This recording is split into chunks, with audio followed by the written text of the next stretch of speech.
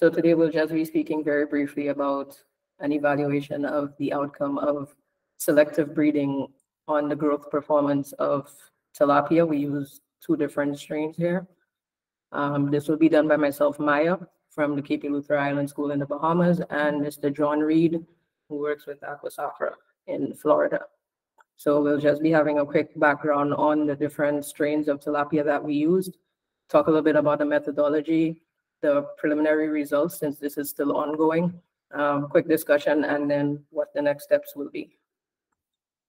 John? Yes. Hi there. Can everyone hear me? This is coming through clearly? Yep. Yes. Okay, good. So I'll talk briefly. So the initial red hybrid tilapia has been a common strain around the Caribbean. That strain initially was developed from Oreochromis aureus and selected for the orange color. The particular strain used at the Island School and the Cape Eleuthera Institute came from a Dutch line that have been highly improved over conventional strains, but it is primarily an Aurea-based line.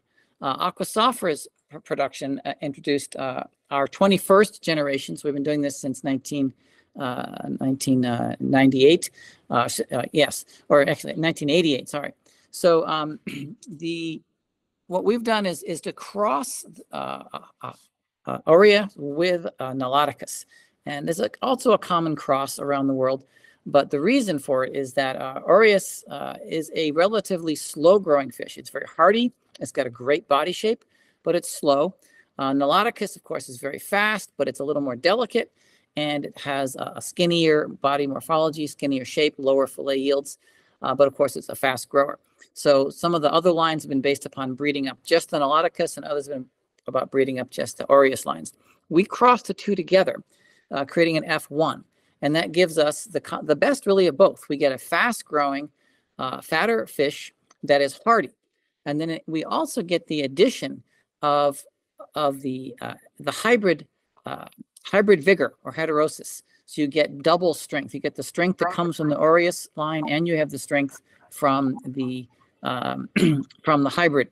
And then we, of course, have bred in a white line instead of the red line to the line. And the white seems to be a more attractive for many markets in the US, but also some, we want to see how they are effective in the Caribbean markets and other markets in Central and South America.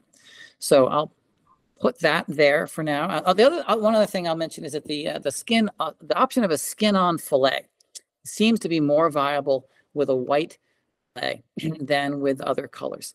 So that's what we're looking to see.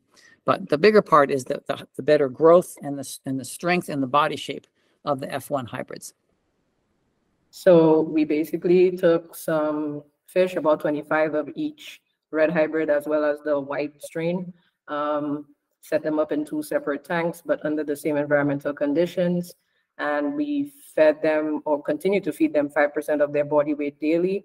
Every week, we would measure them, their weight, their length, and calculate things like their feed conversion, and use that information to keep adjusting their feed. And that's what we've been doing. So these pictures kind of just show us what they look like currently. On the left, it's the red hybrid, and on the right, it's the white one. These pictures were taken after about week 6 of the experiment. So far, the results seem to be in John's favor. So we, after the first 3 weeks or so, they seem to show similar growth rates. However, from after week 4, we find that the white strain seems to be outgrowing the red ones quite significantly. When we calculated their daily feed rates, we found that, daily growth rates, sorry, we found that the white strain demonstrated almost 2.2 grams of growth every day compared to the hybrid, the red hybrid, which showed only about 0.7 grams growth daily. When we compared that to literature, the new white strain that we've just acquired seemed to outperform a lot of species, not just what we have here, but also what has been previously reported on. Similarly, with their feed conversion, they have very, very impressive feed conversion. It is crazy. So anyway, like I said, this is still ongoing. Week 10 of data collection would have happened a week ago. So we will continue to, for the rest of these fishes' lifespan, continue to kind of collect this growth data. We will also look at things like their respiration rates, stress thresholds, and, well, yeah, like I mentioned, continuing to measure their growth rates. And then upon harvest, we'll be looking at things like the fillet to carcass ratio. And then we'll also include a social component where we look at the receptivity of customers to a white versus a red skin on fillet, their willingness to plate, and of course, to conduct a bit of a taste test and see how that works with the customers.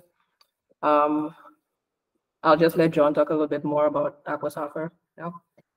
Yeah, a quick bit here. So Aquaculture, we're a business and we have a mission. And our business is working to develop aquatic species optimized to convert the lowest cost feed into the highest quality protein for the lowest priced food, and also optimize profits for the farmer themselves. That's quite a tall order, and I'll explain how we work at that. Secondly is a mission, and that is to work to put ocean overfishing out of business by producing seafood on land with less cost than putting to sea to overcatch the oceans. These are some of these efforts to work that. And then also to work towards developing lower protein diets and grass-based diets that can work to reverse climate change. And that's a big topic that I won't have time for, but I can explain later in other contexts. So maybe Maya, click to the next slide. So the focus for us is on multitropic. So we've just discussed how we've optimized our tilapia line for faster growth. Hybridizing will continue to improve the growth of the fish, but we're also tuning them to grow together with multiple other species. And obviously, many of you must know the virtues of multitropics is that when you feed a fish, 25% of the feed becomes fish and 75% is lost as manure. But if you can recapture that feed with other species, with crustaceans and with mollusks and with plants in a form of aquaponics, you can recover as much as 65% of that feed.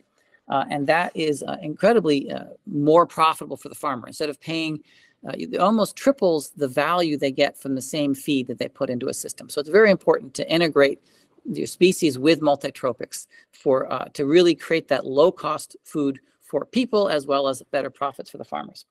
The other thing we're developing then is lowering the protein requirement of the feed itself.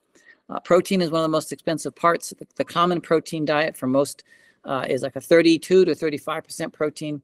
So our target is a 20% protein. So we're developing the lines of tilapia as well as other multitropic lines to grow well on that 20% protein. What that sets us up for are grass-based diets. So it gets us away from corn and soy, which is very destructive for soil production in the U.S. and many other producing regions. It's destroying the soils. In the Caribbean, there are not as many strong soils in the first place.